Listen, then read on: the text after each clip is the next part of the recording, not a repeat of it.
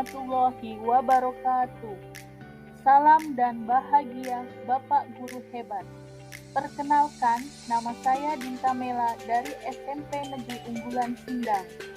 Kali ini, saya akan berbagi tentang aksi nyata topik 2, Kurikulum Merdeka, mengapa kurikulum perlu berubah.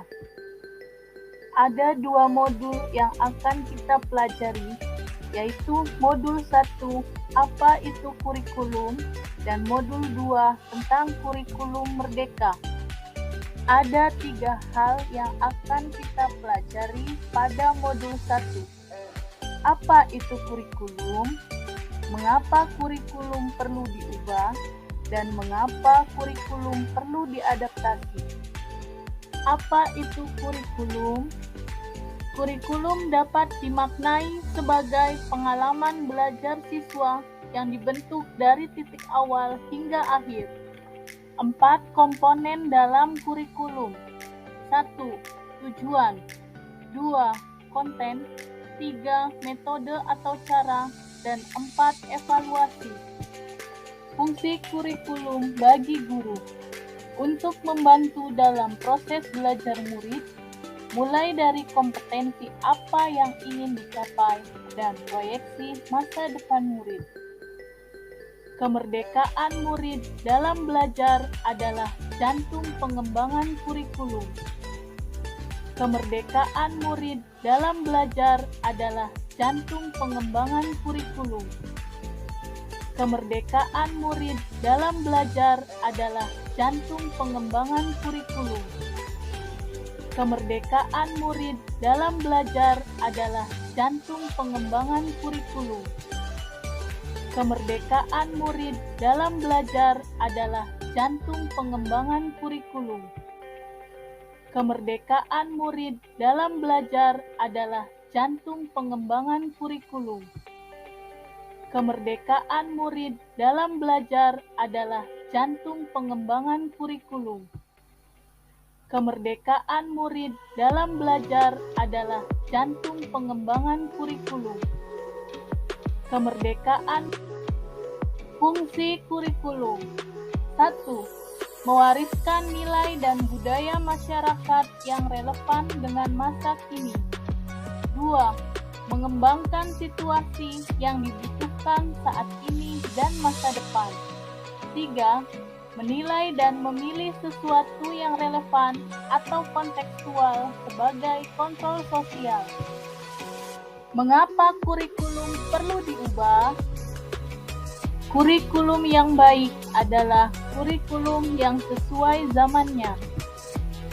Kurikulum yang baik adalah kurikulum bersifat dinamis dan terus dikembangkan atau diadaptasi sesuai konten dan karakteristik murid demi membangun kompetensi sesuai kebutuhan mereka kini dan masa depan. Hal-hal yang perlu dipertimbangkan dalam perubahan kurikulum. 1. Kebutuhan. 2. Pendapat. 3. Pengalaman. 4. Hasil belajar. Dan 5. Kepentingan murid. Sejatinya kurikulum dirancang untuk murid agar dapat mewujudkan seluruh kompetensi yang diharapkan dari kurikulum. Semua pihak harus berkolaborasi maksimal. Mengapa kurikulum perlu diadaptasi? Kurikulum perlu dirubah berkaitan dengan di manakah sekolah kita berada.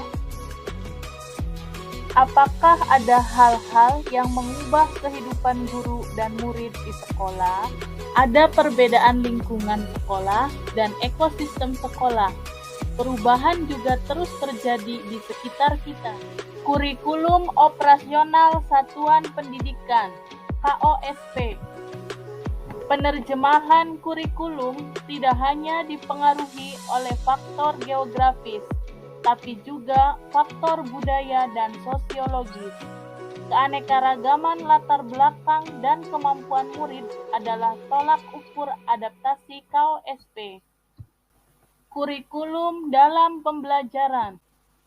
Setiap sekolah punya kewenangan untuk mengatur alur tujuan pembelajaran, modul ajar, media ajar, sampai ke asesmennya.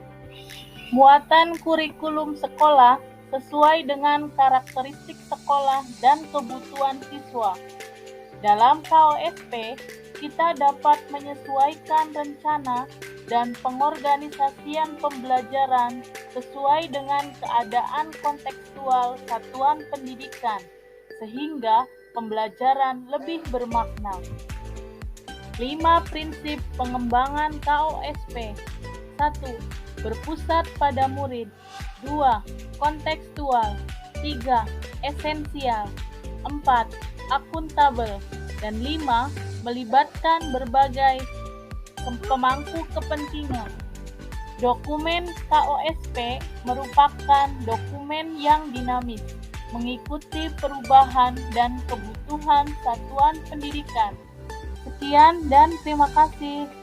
Terima kasih atas perhatiannya. Wassalamualaikum warahmatullahi wabarakatuh.